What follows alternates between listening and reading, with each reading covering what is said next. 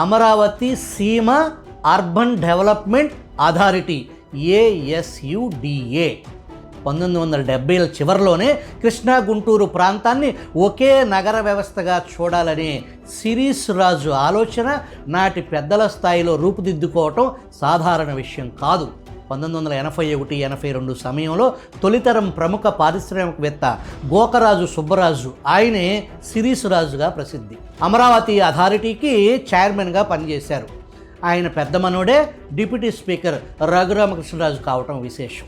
ఆ కాలంలో నగరాల అభివృద్ధి అంటే వేరువేరు మున్సిపాలిటీల పరిధిలో ఆగిపోయేది. కానీ అమరావతి సీమ అర్బన్ డెవలప్మెంట్ అథారిటీ ఆ పరిమితులను దాటి ఈ ప్రాంతాన్ని మెట్రో ప్రాంతంగా ఆనాడే ఊహించారు.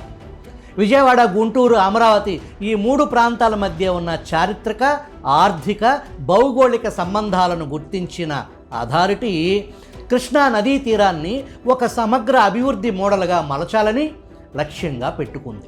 అయితే ఆ దశలో ప్రారంభమైన ప్రయాణం పూర్తిగా కార్యరూపం కొనసాగలేదు. తరువాత ఏర్పడిన అదే విస్తృత సంస్థ VGTM UDA కూడా విజయవాడ, గుంటూరు, తెనాలి, మంగళగిరి అర్బన్ డెవలప్మెంట్ అథారిటీగా రూపుదిద్దుకుంది.